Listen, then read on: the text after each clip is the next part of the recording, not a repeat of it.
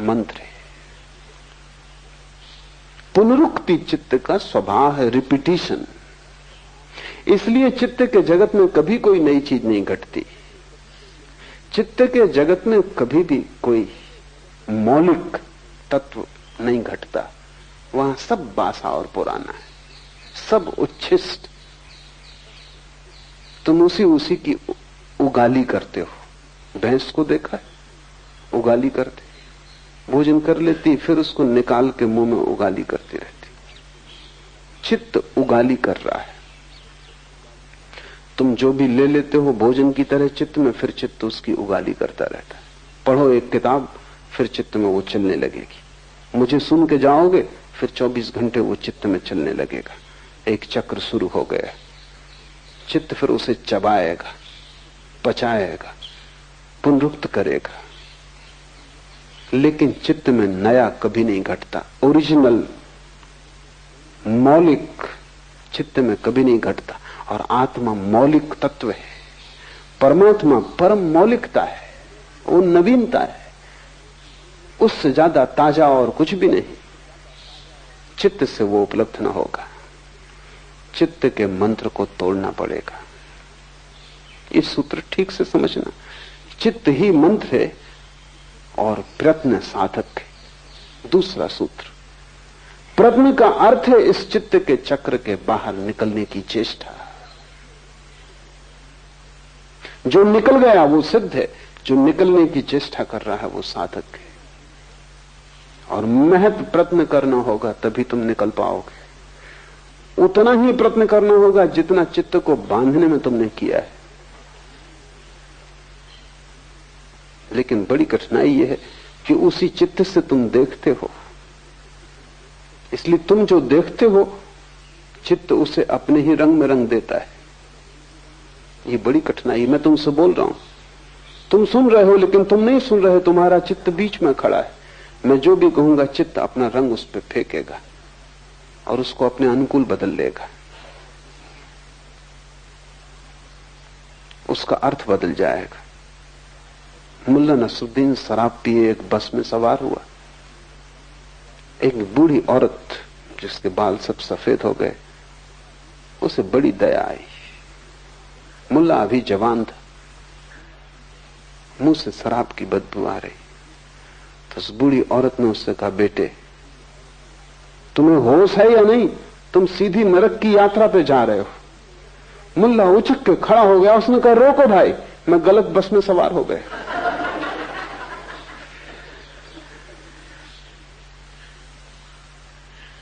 वो जो चित्त है,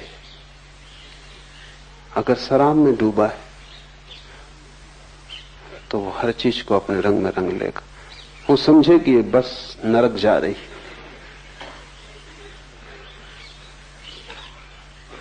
तुम्हारा चित्त 24 घंटे यही कर रहा है। इसलिए बड़ी से बड़ी जटिल बात है वो ये है कि चित्त को अलग करके सुनने की चेष्टा। वही श्रावक, वही सम्यक श्रवण कि चित्त को तुम हटा दो और सीधा सुनो। प्रयत्न साधक है।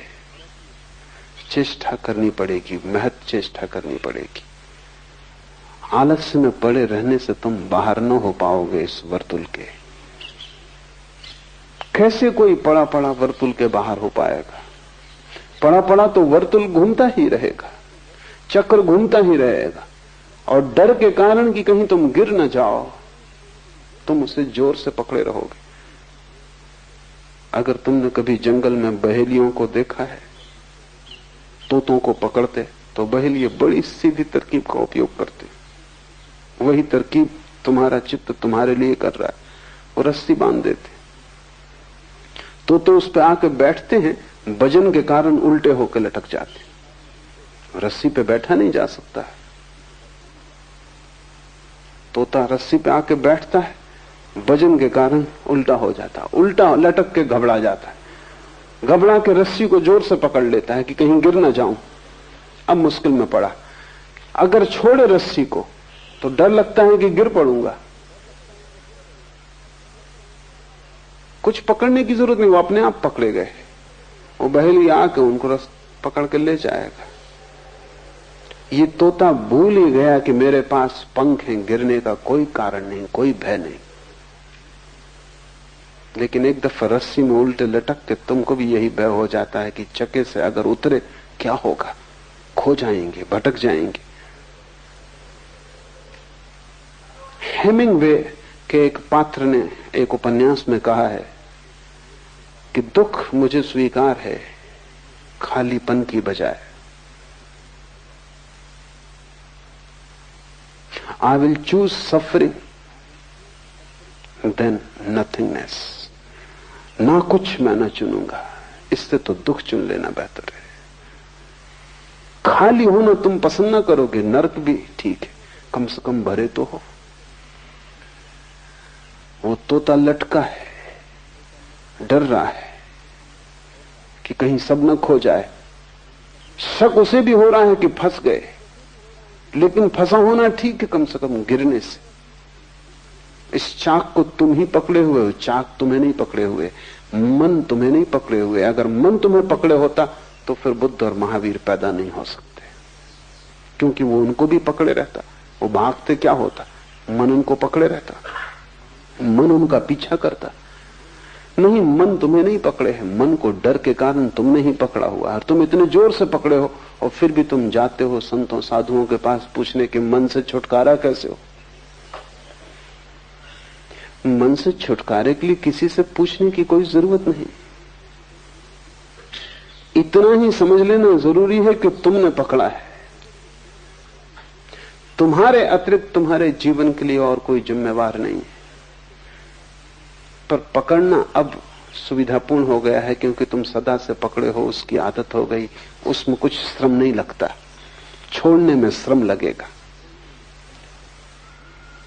अगर तुमने मुट्ठी जन्मों जन्मों से बांध रखी है तो खोलना मुश्किल होगा। जड़ हो गई हैं अंगुलियां, हाथ बंध गया है। बस इतनी ही बात है। थोड़े से प्रयत्न की जरूरत है कि मांसपेशियां फिर सजग हो जाएं, खून फिर हाथ उंगलियों में दौड़ने लगे और तुम खोलने में समर्थ हो जाओ। जिसे बांधा है वो खुल सकता है, इतना तो पक्का है, नहीं तो बांधते कैसे। मुट्ठी बंधती है क्योंकि खुल सकती है। कभी खुली ही रही होगी तभी बंधी है, फिर कभी खुल सकती है। लेकिन अगर बहुत दिन तक बांध के रखी तो खुलना मुश्किल हो जाता है। बस इतनी ही अड़चन है।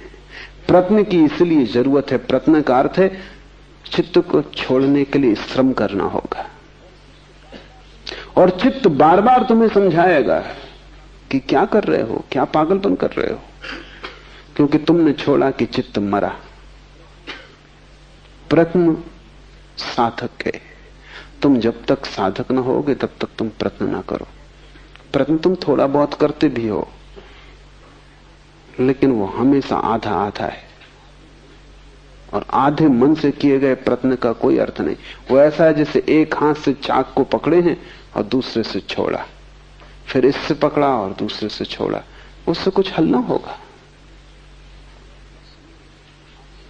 नहीं, आधे आधे से कोई प्रयोजन नहीं। एक व्यापारी अपनी पत्नी को सांझ कहा कि एक बड़ा ग्राहक आ रहा है, लाखों रुपए का सौदा होना है, तो मैं जाता हूं। ताजमहल में भोजन पर निमंत्रण दिया है। वो गया, रात आधी रात पिए खाए पिए लौटा। पत्नी ने कहा कुछ हुआ? उसने कहा 50-50, आधा आधा। पत्नी ने कहा चलो कुछ तो हुआ। फिर पत्नी ने सोचा कि मतलब क्या है आधे आधे का, तो उसने पूछा जब वो सोने ही जा रहा था पति की 50-50 का मतलब, तो उसने कहा मैं तो पहुंचा, वो ग्राहक नहीं आया।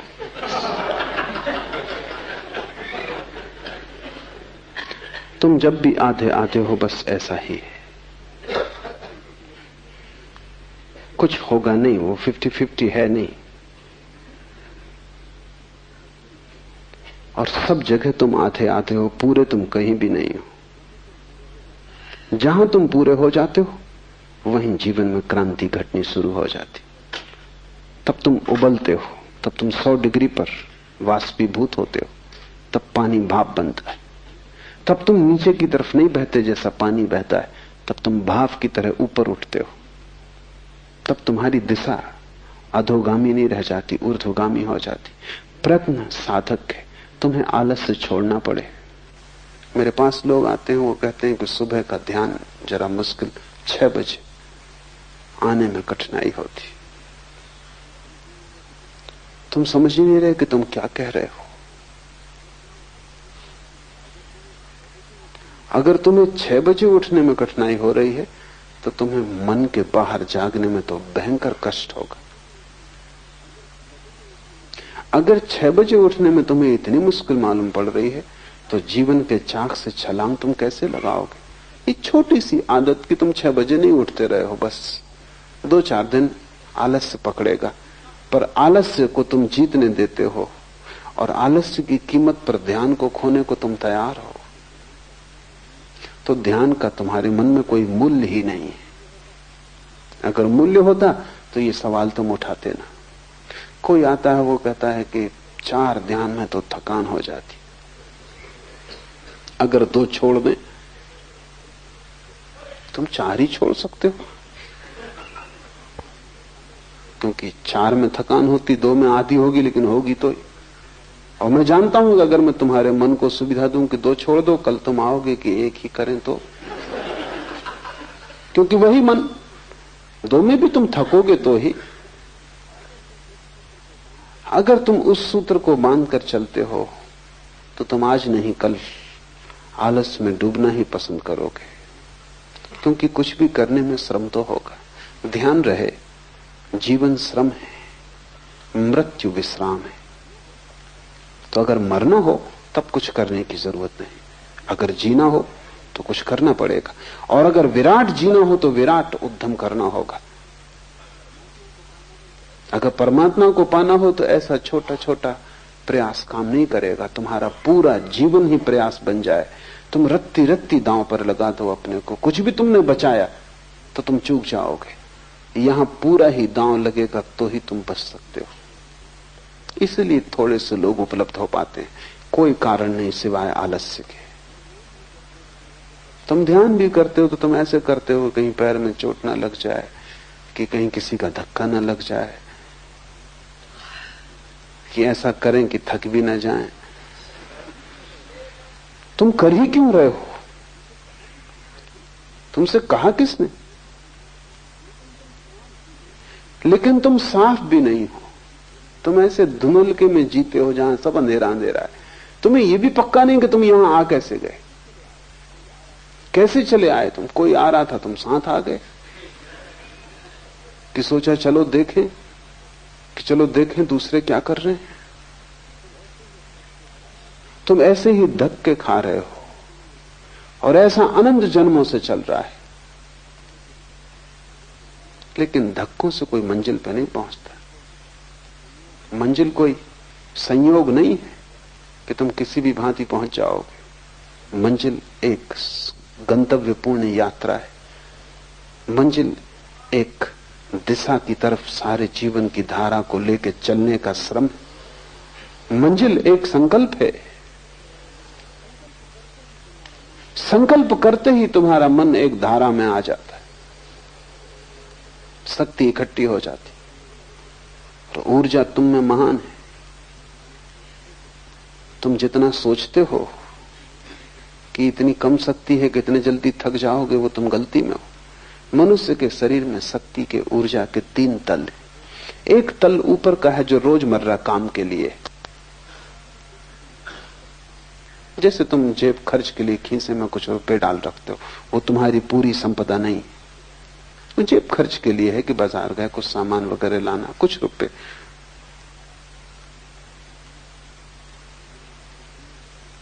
मुल्ला नसरुद्दीन एक दफा गांव से गुजर रहा था, बाहर अंधेरा था, 4 आदमियों ने पकड़ कर उस पर हमला कर दिया। उसने इस भयंकर ढंग से लड़ाई की कि चारों को पछाड़ दिया। बामुश्किल वो 4 उस पर कब्जा कर पाए, बामुश्किल। और जब उसके खीसे में हाथ डाला तो केवल 7 पैसे थे।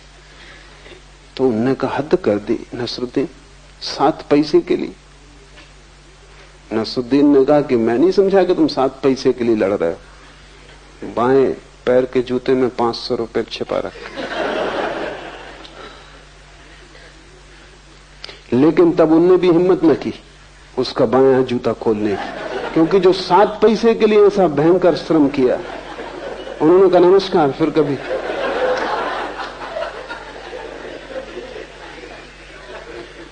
वो जो तुम्हारी रोजमर्रा की ऊर्जा है वो 7 पैसे से ज्यादा नहीं है। वो रोज काम के लिए है, उठना बैठना, भोजन करना, पचाना, सोना, कामधाम, ऊपर का अंग है, खीसे में पड़े हुए पैसे।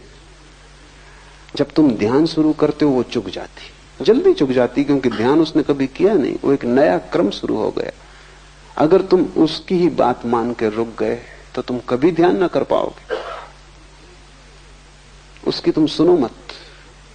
अगर तुम किए ही गए, जल्दी ही तुम पाओगे कि दूसरे तल की ऊर्जा संलग्न हो गई।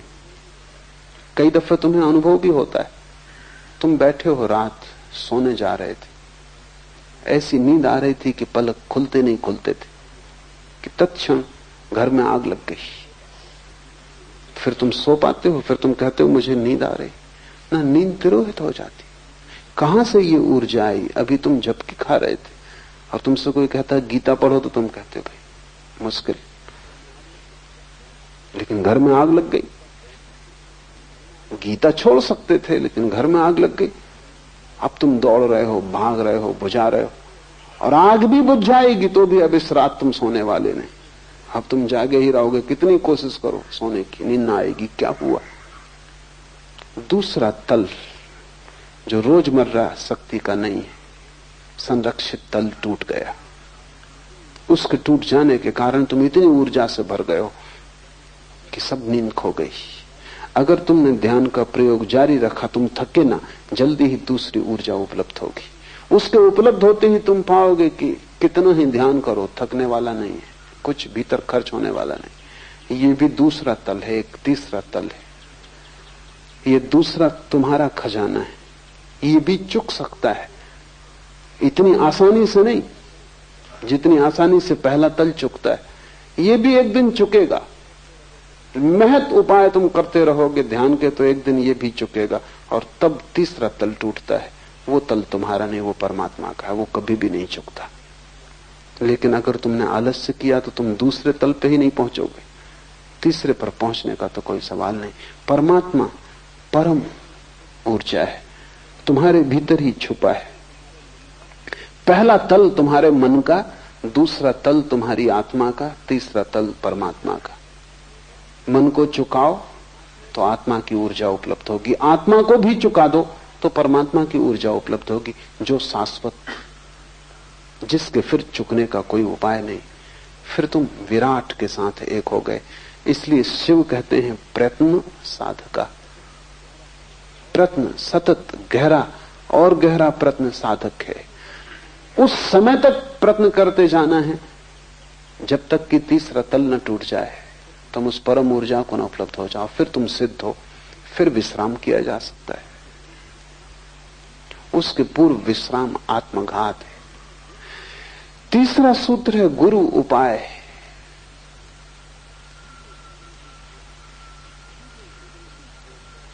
ये जो जीवन की खोज है तुम अकेले न कर पाओगे, क्योंकि अकेले तो तुम अपने वर्तुल में बंद हो, तुम्हें उसके बाहर दिखाई भी नहीं पड़ता। उसके बाहर कुछ है इसकी खबर भी तुम्हें नहीं है।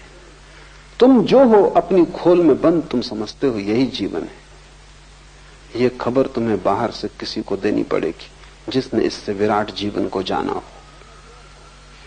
तुम अपने घर में कैद हो, तुम्हें पता भी नहीं कि घर के बाहर खुला आकाश, चांद तारे। ये तो कोई जो चांद तारों को देख कर आया हो और तुम्हें घर में दस्तक दे और कहे कि बाहर आओ, कब तक भीतर बैठे रहोगे? पहले तो तुम यही पूछोगे कि बाहर जैसी कोई चीज भी है।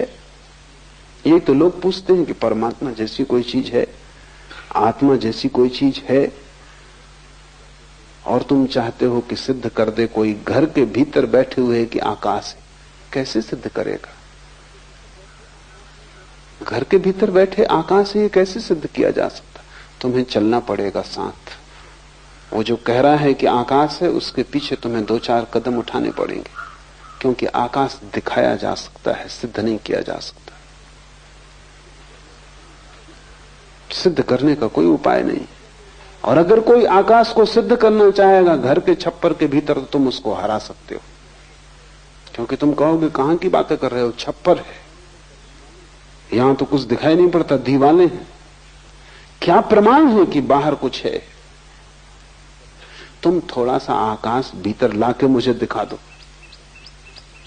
तो आकाश कोई वस्तु तो नहीं कि भीतर लाई जा सके, कि आकाश का काट के एक टुकड़ा हम भीतर ले आए, तुम्हें दिखा दें नमूना, ताकि फिर तुम बाहर जा सको।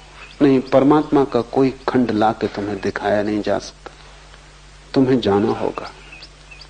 इसलिए गुरु उपाय है। गुरु का केवल इतना ही अर्थ है जिससे अनुभव हुआ हो, जिसने जाना हो, जो कारागृह से छूट गया हो, वही तुम्हें खबर दे सकता है कि तुम कारागृह में हो, और वही तुम्हें खबर दे सकता है कि छूटने का उपाय है, और वही तुम्हें रास्ता बता सकता है कि आओ मेरे पीछे। तुम ही अगर समझदार होते तो शास्त्र की कोई जरूरत न थी। तुम समझदार नहीं हो, ये पक्का है। और शास्त्र से जब ना समझ अर्थ निकालता है तो और झंझटों में पड़ जाता है। नहीं, तुम्हें जीवित शास्त्र चाहिए। गुरु का अर्थ है जीवित शास्त्र। जीवित व्यक्ति को खोजो जो तुम्हें राह दे सके। शिव कहते हैं गुरु उपाय, उसके अतिरिक्त और कोई उपाय नहीं। और तुमने अगर अपने ही हाथ से चेष्टा की सुलझाने की, तो उलझ जाने का ज्यादा डर है, क्योंकि मन बड़ा सूक्ष्म यंत्र है। अक्सर होता है कि हम ही सुलझा लें। अक्सर ऐसा होता है कि तुम्हारी घड़ी बंद हो गई तो दिल होता है खोल के और ठीक कर ले। सभी का दिल होता है, और जितना नासमझ आदमी हो उतना जल्दी दिल होता है। छोटा बच्चा तो बिल्कुल खोल के बैठ ही जाएगा, क्योंकि उसे ये लगता नहीं कि इसमें ऐसी अड़चन क्या है, चलती थी अभी नहीं चलती, जरा देखे खोल के। घड़ी कोई बहुत जटिल यंत्र नहीं है। लेकिन अगर तुमने सुधारने की कोशिश की तो तुम्हारी हालत वैसी हो जाएगी जैसे मैंने सुना है। एक दिन मुल्ला नसरुद्दीन घड़ी साज की दुकान पे गया। उसने अपनी घड़ी, जो कि खंड खंड थी, टुकड़े टुकड़े थी, वो उसकी टेबल पर रखी।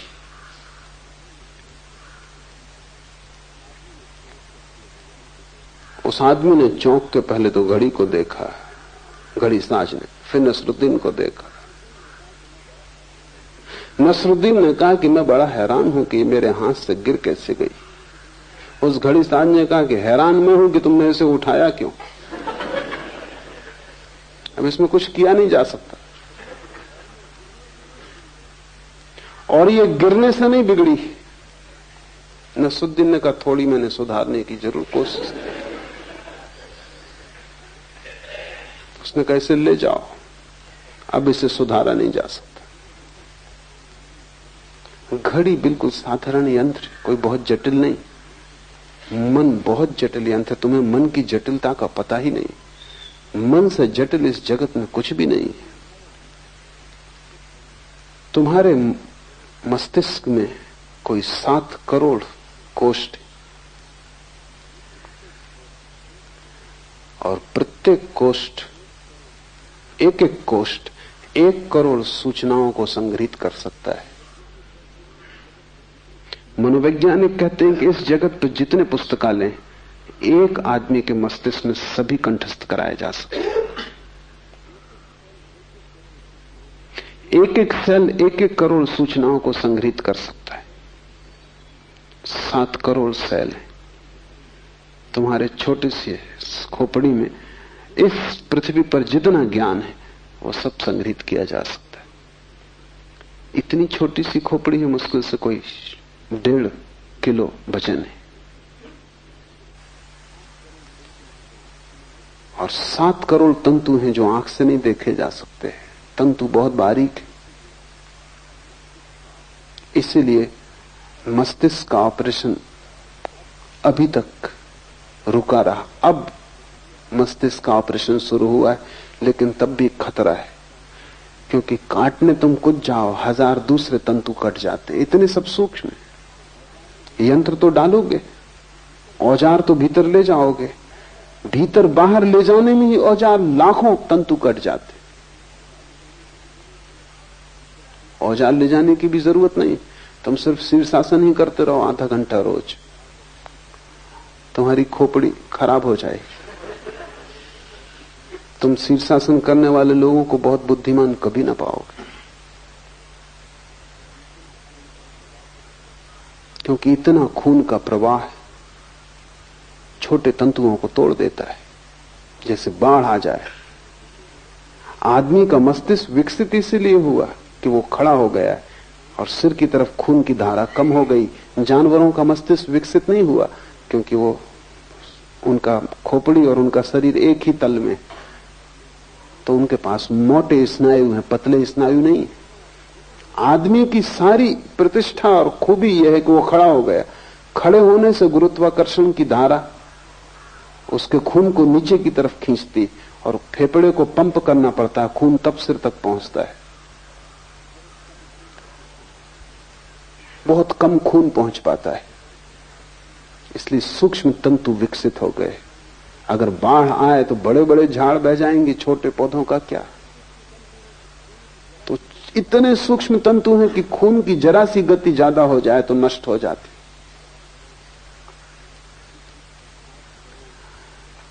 इस 7 करोड़ के सूक्ष्म जाल में तुम अगर खोल के बैठ गए खुद ही,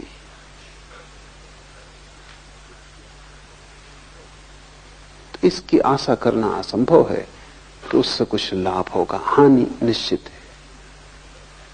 और बहुत लोग खोल के अपने मस्तिष्क को बैठ जाते, अपने ही मन से ध्यान करने लगते हैं, आसन लगाने लगते हैं, कुछ किताब से इकट्ठा कर लेते हैं, कुछ सुन लेते हैं, हवा से बातें पकड़ लेते हैं, कुछ करने लगते हैं। उससे सिवाय नुकसान के कभी कोई लाभ नहीं होता। एक बौद्ध भिक्षु को मेरे पास लाया गया, वो 3 साल से सो नहीं सका। सब तरह के इलाज किए गए लेकिन नींद नहीं आती। सब ट्रैंकुलाइजरों को उसने हरा दिया, नींद आती ही नहीं, कुछ भी उपाय काम नहीं कर पा रहे हैं। और 3 साल तक जो न सो, उसकी हालत तुम समझ सकते हो।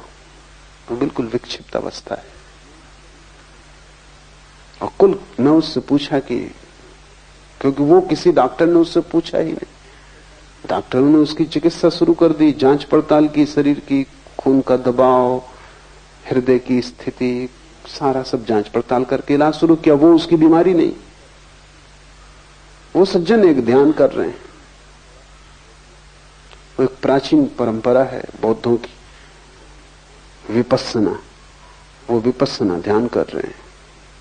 वो ध्यान उन्होंने शास्त्र से सीधा पढ़ लिया, क्योंकि गुरु तो एक एक शिष्य को ख्याल में रखेगा, या अगर वो कोई सामूहिक पद्धति विकसित करता है तो वो समूह को ध्यान में रखेगा। लेकिन शास्त्र तो आपका ध्यान नहीं रख सकते कि कौन पढ़ेगा। कोई भी पढ़ेगा, शास्त्र हजारों साल तक जीते। तो बहुत पुरानी विपस्सना की पद्धति है, वो उन्होंने पढ़ ली और उस पर प्रयोग शुरू कर दिया। फिर उसमें उन्हें रस आया, क्योंकि पद्धति बड़ी कीमती, बुद्ध ने खुद उपयोग किया। लेकिन तुम्हें पता नहीं जब रस आ जाए तो कहां रुकना, क्योंकि रस भी ज्यादा हो जाए तो जहर हो जाता है। तो रस उन्हें इतना आया कि वो 24 घंटे उसे भीतर साधने लगे। जब तुम कोई चीज भीतर 24 घंटे साधोगे, नींद खो जाएगी, क्योंकि भीतर अगर इतना प्रयत्न चलाओगे तो नींद के आने की संभावना नहीं है। फिर उन्होंने वर्षों तक ये प्रयोग किया कि जिन तंतुओं से नींद आती वो तंतु टूट गए। तो अब नींद का कोई उपाय नहीं, क्योंकि डॉक्टर भी शांत दे सकता है। अगर तंतु मौजूद हो तो ट्रैंकुलाइजर जाके उन तंतुओं को शिथिल कर देगा और आप सो जाएंगे। लेकिन अगर तंतु ही टूट गए तब डॉक्टर भी क्या करेगा। तो मैंने उनको कहा कि तुम साल भर के लिए सब तरह का ध्यान छोड़ दो, तुमसे जितना आलस्य बन सके आलस्य करो, ध्यान की बात ही मत करना, शास्त्र मत पढ़ना, सोना जितना सो सको, लेटना, विश्राम करना, खूब खाओ, खूब पियो, साल भर के लिए परम संसारी हो जाओ। उन्होंने कहा आपसे ऐसी आशा न थी, आप और ऐसे शब्द कह रहे हैं, भ्रष्ट कर रहे हैं आप। तुम अगर भ्रष्ट समझते हो तो फिर तुम समझो, साल भर ये करो फिर मेरे पास आना। ठीक 3 महीने बाद वो ठीक हो गए। अब उन्हें नई पद्धति देनी पड़ी, और पद्धति को भी सोच के देना जरूरी है कि कितना तुम कर सकोगे, और फिर क्रमशः गति बढ़नी चाहिए, और पूरे चित्त की व्यवस्था का ध्यान रखना जरूरी है। इसलिए शिव कहते हैं गुरु उपाय।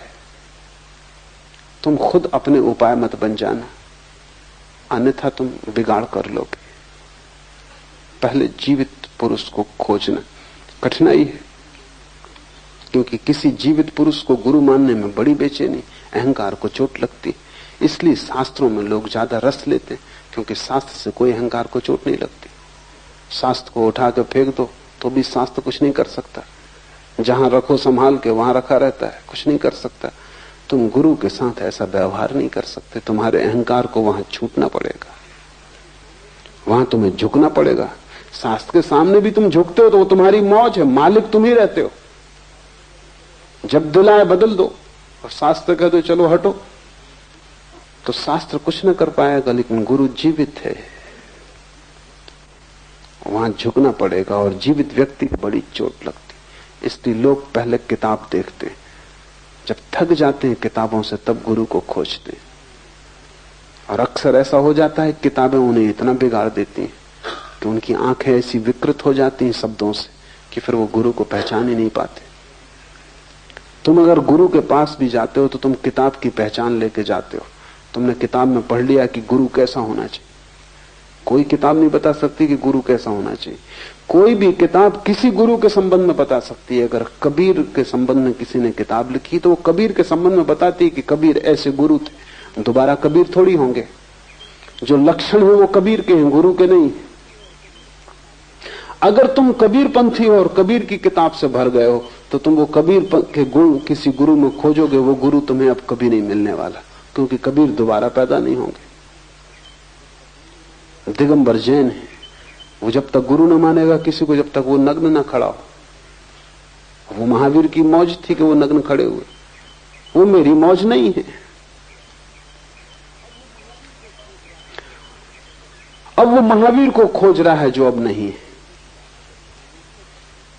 और बड़े मजे की बात है, जब महावीर थे तब हो सकता है यही आदमी दिक्कत में था, क्योंकि वो नंगे खड़े थे। जब जो उस समय जो किताबें प्रचलित थी उनमें ये लक्षण नहीं था।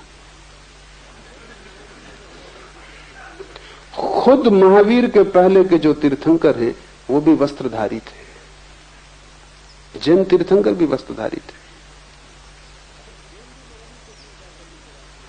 तो खुद जैन भी महावीर को स्वीकार करने को राजी नहीं था, क्योंकि नंगा खड़ा होना ये बात भी होती है। तब जो शास्त्र था वो कहता था कि गुरु नग्न तो हो गई नहीं, क्योंकि ये तो अशोभन है। तो महावीर को इंकार किया। जब महावीर मर गए और शास्त्र बन गए तब वो महावीर को ढो रहा है। अब अगर पार्श्वनाथ मिल जाए कपड़े पहने हुए, ये आदमी कैसे चल सकता है गुरु की तरह। ध्यान रहे, जो भी शास्त्र है वो किसी एक गुरु के संबंध में कह रहे हैं, और वो गुरु दोबारा नहीं होता। गुरु तो अद्वितीय है, बेजोड़ है। इसलिए तुम्हारी आंखें अगर शास्त्रों से भरी हैं तो तुम जीवित गुरु को कभी ना पहचान पाओगे, क्योंकि शास्त्र उसकी खबर दे रहे हैं जो हो चुका और कभी ना होगा। जो लोग महावीर को मानते हैं वो बुद्ध के पास जाएंगे, इंकार कर देंगे, वो कहेंगे होंगे महात्मा होंगे, लेकिन भगवान नहीं, क्योंकि वस्त्र पहने हुए। एक जैन सज्जन है, उन्होंने एक किताब लिखी। भले आदमी है, लेकिन भले होने से कुछ समझ तो होती नहीं। बुरे ना समझ होते हैं, भले भी ना समझ होते हैं। यहां ना समझी इतनी गहरी है कि भलेपन से कुछ फर्क नहीं पड़ता। भले आदमी है, इसलिए एक तरह का सद्भाव रखते हैं सभी धर्मों के प्रति। तो उन्होंने एक किताब लिखी, भगवान महावीर और महात्मा बुद्ध। लेखक है, पूना में लोग उन्हें जानते हैं। वो ही मुझे पहली दफा पूना लेके आए थे। गांधी के पुराने भक्त थे। तो गांधी ने उनको भाव चढ़ा दिया कि सभी एक है, तो किताब लिख दी, लेकिन भीतर तो जैन बुद्धि है। मैं उनके घर मेहमान था, तो मैंने पूछा, और तो मेरी समझ में आया, लेकिन इतना फर्क काहे रखा है भगवान महावीर और महात्मा बुद्ध? तो बोले ऐसा है कि भगवान तो महावीर ही है, ज्यादा से ज्यादा इतना हम स्वीकार कर सकते हैं कि बुद्ध महात्मा है, लेकिन भगवान नहीं। क्यों? सवस्त्र, भगवान तो निर्वस्त्र होगा। बस तब दिक्कत खड़ी हो जाती। और ऐसा नहीं कि कोई जैन के साथ दिक्कत, सभी के साथ वही दिक्कत खड़ी होगी। इसलिए जैन कभी राम को भगवान नहीं मान सकता। सीता के साथ खड़े हैं, ये बात अड़चन की कि जैन ये सोच ही नहीं सकता कि भगवान हो के और भैरवी क्यों साथ है। भगवान तो सब छोड़ देगा, जो मुक्ति हो गया तो अब ये स्त्री क्यों साथ? इसलिए सीता जैसी बहुमूल्य स्त्री भी जैन को खो जाती, उसकी बुद्धि में नहीं पकड़ती। कृष्ण को तो वो नरक में डाल देते, क्योंकि एक नहीं 16,000 स्त्रियां, तो इनसे ज्यादा योग्य और कोई है नहीं नरक के। तो जैनियों ने कृष्ण को नरक में डाल दिया डर के कारण, क्योंकि जाति के सब वणिक तो भयभीत भी हैं, हिंदुओं से भय भी खाते हैं कि कोई झगड़ा झंझासा खड़ा ना हो जाए, और शायद इसीलिए अहिंसा में मानते हैं। अक्सर भीरू लोग अहिंसा में मानते हैं, क्योंकि हिंसा में मानने के लिए थोड़ी तो लड़ाई झगड़ी की हिम्मत चाहिए। न मारेंगे न मारे जाएंगे, इसलिए सिद्धांत ठीक है कि किसी को मत मारो, जीने दो और जियो। मगर जीने की इच्छा है, वो कोई दूसरे से प्रयोजन नहीं। तो डर के मारे एक दूसरी तरकीब भी लगाई है, वो ये कि कृष्ण को नरक में डाल दिया, और फिर भय के कारण, क्योंकि नरक में तो डालना जरूरी, सिद्धांत में कहीं आते नहीं, मगर भय के कारण कि हिंदुओं के बीच जीना है, तो ये भी स्वीकार कर लिया है कि अगले कल्प में वो पहले तीर्थंकर होंगे। समझौता हो गया। ये बनिए की जो वृत्ति है गणित, अब हिंदू नाराज भी नहीं हो सकते कि भाई कोई हर्ष नहीं, अपना सिद्धांत भी संभल गया, झगड़े से भी बच गए। गुरु को अगर तुमने शास्त्र से खोजा तो तुम कभी ना खोज पाओगे, क्योंकि जब तक शास्त्र लिखे जाते तब तक जिसके लिए लिखे गए वो तिरोहित हो जाता है। और हर गुरु पृथक भिन्न अपने ही ढंग का है, उस जैसा तुम दूसरा नहीं खोज सकते। दोबारा महावीर नहीं खोजे जा सकते, न कृष्ण खोजे जा सकते, न बुद्ध खोजे, और तुम उन्हीं को खोज रहे हो, इसलिए भटक रहे हो। और जब वे थे तब तुम किसी और को खोज रहे थे, तुम चूकते ही चले जाते हो। गुरु को खोजना हो तो शास्त्र को अलग लगा देना, गुरु को खोजना हो तो किसी व्यक्ति की सन्निधि को पाने की कोशिश करना, उसके सत्संग में बैठना, और अपने सिद्धांत लेके मत जाना, अपने नापने जोखने के इंजाम लेके मत जाना। सीधे हृदय को हृदय से मिलने देना, बुद्धि को बीच में मत आने देना। अगर तुमने बुद्धि बीच में आने दी तो हृदय का मिलन ना होगा और तुम गुरु को न पहचान पाओगे। गुरु की पहचान आती है हृदय से, बुद्धि से नहीं। और जब भी तुम बुद्धि को हटा के हृदय से देखोगे, तत्क्षण कोई चीज घट जाती है। अगर तुम्हारा मेल हो सकता है इस गुरु से तो तत्क्षण मेल हो जाएगा, एक क्षण की भी देरी न लगेगी। तुम पाओगे कि तुम उसमें पिघल गए, वो तुम्हें पिघल गया।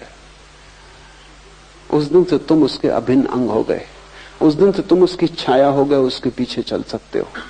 हृदय से खोजा जाता है गुरु, और गुरु के बिना कोई उपाय नहीं। शरीर हवी है, और ध्यान रखना, ये जिसे तुम शरीर कहते हो, जिसे तुमने समझ रखा है कि मैं सब कुछ ये शरीर में ही हूं, ये शरीर हवी से ज्यादा नहीं। जैसे यज्ञ में आहुति डालनी पड़ती, ऐसे ही ध्यान में तुम्हें धीरे धीरे इस शरीर को खो देना होगा। बाकी आहुतियां व्यर्थ हैं। कोई घी डालने से, गेहूं डालने से कुछ हवी नहीं होती। अपने को ही डालना पड़ेगा, तभी तुम्हारी जीवन अग्नि चलेगी। इस पूरे शरीर को दांव पे लगा देना, इसे बचाने की कोशिश की तुमने अगर, तो यज्ञ जलेगा ही नहीं, अग्नि पैदा ही नहीं होगी। तुम अपने पूरे शरीर को दांव पे लगा देना। शरीर हवि है, ज्ञान ही अन्न है, और तुम अभी तो भोजन से जीते हो। भोजन शरीर में जाता है, शरीर के लिए जरूरी है। बोध, ज्ञान, ध्यान, अवेयरनेस, वो भोजन है आत्मा का। अभी तक तुमने शरीर को ही खिलाया पिलाया है, आत्मा तुम्हारी भूखी मर रही है, आत्मा तुम्हारी अनशन पे पड़ी है। जन्मों से शरीर परिपुष्ट हो रहा है, आत्मा भूखी मर रही है। ज्ञान अन्न है आत्मा का। तो जितने तुम जागृत हो सको, ज्ञानपूर्ण हो सको, ज्ञान का मतलब पांडित्य नहीं, ज्ञान का अर्थ है होश। जितने तुम जागृत हो सको, तुरीय अवस्था, तुरीय जितना तुम में सघन हो सके, तुम जितने होशपूर्ण और विवेकपूर्ण हो सको, उतनी ही तुम्हारी आत्मा में जीवन धारा दौड़ेगी। तुम्हारी आत्मा करीब करीब सूख गई है, उसको तुमने भोजन ही नहीं दिया। तुम भूल ही गए हो कि उसको भोजन की कोई जरूरत है। शरीर तुम्हारा भोजन कर रहा है, आत्मा उपवासी। इसलिए अनेक धर्मों ने उपवास का उपयोग किया। शरीर को उपवास करवाओ थोड़े दिन और आत्मा को भोजन दो। विपरीत करो प्रक्रिया को। लेकिन जरूरी नहीं है कि तुम शरीर को भूखा मारो, शरीर को उसकी जरूरत दो, लेकिन तुम्हारे जीवन की सारी चेष्टा शरीर को ही भरने में पूरी ना हो जाए। तुम्हारे जीवन की चेष्टा का बड़ा अंश ज्ञान को जन्माने में लगे, क्योंकि वही तुम्हारी आत्मा का भोजन है। ज्ञान ही अन्न है। विद्या के संहार से स्वप्न पैदा होते हैं, और अगर ये ज्ञान तुम्हारे भीतर न गया और तुम्हारे भीतर की ज्योति को ईंधन न मिला, तो फिर तुम्हारे जीवन में स्वप्न पैदा होते, तब तुम्हारे जीवन में वासनाएं पैदा होती, तब तुम्हारा जीवन अंधेरे में भटकता है, तब तुम कल्पना में जीते हो, तब तुम तृष्णा में जीते हो, तब बस तुम सोचते ही रहते हो। मैं मुल्ला नसरुद्दीन से पूछा कि इस वर्ष कहां जाने के इरादे, क्योंकि अक्सर वो यात्रा पे जाते। तो उन्होंने कहा कि मैं 3 वर्ष में एक ही बार यात्रा पे जाता हूं। मैंने पूछा तो बाकी 2 वर्ष क्या करते? तो उन्होंने कहा 1 वर्ष तो पिछली यात्रा जो की उसको सोचने में, उसका रस लेने में बिताते, और 1 वर्ष अगली यात्रा की योजना बनाने में बिताते। फिर भी मुल्ला नसरुद्दीन कम से कम 3 साल में 1 बार यात्रा पे जाते। तुम 1 बार भी नहीं गए। तुम्हारा आधा जीवन अतीत के सोचने में जाता है और आधा भविष्य के सोचने में। यात्रा तो कभी शुरू ही नहीं होती। या तो तुम स्मृति में भटकते रहते हो जो कि स्वप्न है मरा हुआ, और या तुम कल्पना में भटकते रहते हो जो कि स्वप्न है भविष्य का, जो अभी जन्मा नहीं। तुम दोनों में कटे हो, और मध्य में है वर्तमान, वहां है जीवन, उससे तुम वंचित रह जाते हो। ज्ञान तुम्हें जगाएगा अभी और यहीं, इस क्षण के प्रति। ज्ञान तुम्हें वर्तमान में लाएगा। अतीत खो जाएगा, खो ही गया है, तुम व्यर्थ ही उस राख को ढो रहे हो। भविष्य अभी आया नहीं, तुम उसे ला भी नहीं सकते, जब आएगा तब आएगा। वर्तमान अभी मौजूद है, जो मौजूद है वही सत्य है। स्वप्न का अर्थ है जो मौजूद नहीं है उसमें भटकना। ये सूत्र ध्यान रखना। विद्या के संहार से स्वप्न पैदा होते हैं।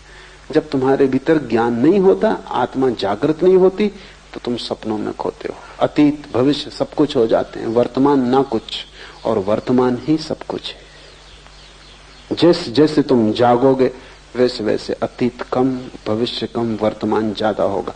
जिस दिन तुम पूरे जागोगे उस दिन सिर्फ वर्तमान रह जाता है। उस दिन न कोई भविष्य न कोई अतीत है। और जब अतीत नहीं भविष्य नहीं तो चित्त के सारे रोग, सारी पुनरुक्तियां, सारे वर्तुल नष्ट हो जाते। तब तुम यहां हो, शुद्ध, निर्मल, निर्दोष, ताजे जैसे सुबह की ओस। तब तुम यहां हो जैसे कमल का फूल। इस क्षण में अगर तुम पूरे के पूरे मौजूद हो जाओ तो तुम परमात्मा हो। इस क्षण में तुम बिल्कुल मौजूद नहीं हो, इसलिए तुम शरीर हो, मन हो, लेकिन आत्मा नहीं। ध्यान सिर्फ इसी बात की चेष्टा है कि तुम्हें खींच के अतीत से यहां ले आए, भविष्य से खींच के यहां ले आए। तुम न तो आगे जाओ न पीछे जाओ, तुम वे यहीं खड़े हो जाओ। यहीं अभी इसी क्षण में परिपूर्ण रूप से शांत सजग होकर खड़े हो जाना ध्यान है। उससे ही विद्या का जन्म है, उससे ही तुम्हें जीवन का चरम उत्कर्ष और जीवन की चरम समाधि और आनंद उपलब्ध होगा। उसे जिसने खोया सब खोया, उसे जो पा लेता है वो सब पा लेता है। आज इतना ही।